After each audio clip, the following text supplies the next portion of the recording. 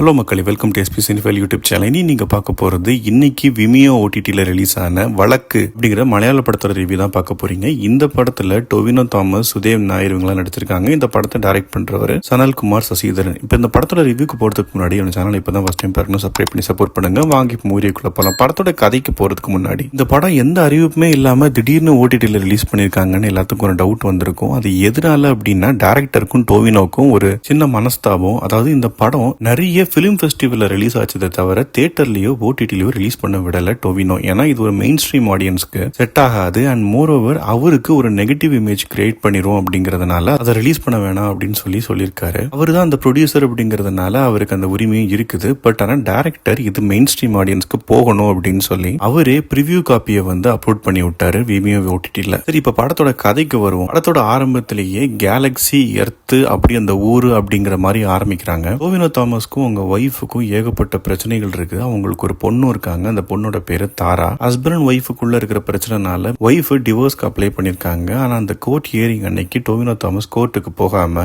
ஒரு காட்டு பகுதியில காரை நிப்பாட்டி ஸ்பீக்கர்ல அவங்க ஒய்ஃபோட பேசிட்டு இருக்காரு. லிட்டரலா சண்டை போட்டுட்டு இருக்காங்க. அதனாலதான் அந்த படத்துக்கு வழக்கு அப்படின்னு வச்சிருக்காங்க. ஏன்னா வழக்கு அப்படின்னா தமிழ்ல சண்டை போடுறது அர்த்தம். போன்லயே சண்டை போட்டுக்கிறாங்க. அவங்க ஒய்ஃப் கேரக்டர் காட்டவே மாட்டேன்றாங்க. வெறும் வாய்ஸ் மட்டும் தான் வருது. அந்த சீன் முடிஞ்சதுக்கு அப்புறம் டோவினோ தாமஸ் கார் எடுத்துட்டு அந்த காட்டு பகுதி வழியா வெளியே கிளம்பும் போது ஒரு லேடி அங்க நடந்து போயிட்டு இருக்காங்க. அவங்க பொண்ணும் கூட போயிட்டு இருக்காங்க. அந்த லேடி திடீர்னு மயக்கம் போட்டு விழுந்துடுறாங்க. அதை பார்த்து டோவினோ தாமஸ் அவங்களை காப்பாத்தி ஹாஸ்பிட்டலுக்கு கூட்டு போகணும் அப்படின்னு சொல்லி கார்ல ஏத்துறாங்க. அந்த டைம்ல லேடியோட ஹஸ்பண்ட் வண்டியில வழிமறிச்சு வந்து அவங்க ரெண்டு பேரையும் கூட்டிட்டு போயிடுறாரு. டோவினோக்கு என்னன்னே புரிய மாட்டேங்குது. ஆனா அவங்க போன இடத்துல ஒரு பர்ஸ் இருக்குது. அந்த பர்ஸ்ல ஒரு நம்பர் இருந்தது. அந்த நம்பருக்கு கால் பண்றாரு. அங்க ஆரம்பிக்குது பிரச்சனை. அதுக்கப்புறம் என்ன நடந்தது, அந்த நம்பர் யாரோடது, அந்த லேடிக்கும் டோவினோ தாமஸ்க்கும் என்ன சம்பந்தம், அந்த நம்பருக்கு கால் பண்ணதுனால டோவினோ தாமஸ்க்கு என்ன பிரச்சனை வந்தது அப்படிங்கறது காட்டுறது தான் இந்த படத்தோட மிச்ச கதை. இது ஒரு கிரைம் டிராமா ஜானர். இப்ப இந்த படத்தோட பாசிட்டிவ்ஸ் அண்ட் நெகட்டிவ்ஸ் பார்க்கலாம். முதல் பாசிட்டிவா தோன்றது, இந்த படத்தோட ஆரம்பத்துல ஒரு போன் கான்வர்சேஷன் வரும் அப்படின்னு சொன்னால அந்த கான்வர்சேஷன்ல இருக்கிற டயலாக்ஸ் எல்லாம் செம்ம பவர்ஃபுல்லா இருக்கும். அதாவது அந்த ஃபீமேல் கேரக்டர் நம்ம காட்டவே மாட்டாங்க. வெறும் வாய்ஸ் மட்டும் தான் வரும். ஆனா இவங்க ரெண்டு பேரும் 10 வருஷமா வாழ்ந்த வாழ்க்கைய அந்த 15 நிமிஷத்துல அந்த ஒரு கான்வர்சேஷனா சொல்லி முடிப்பாங்க. அந்த சீன்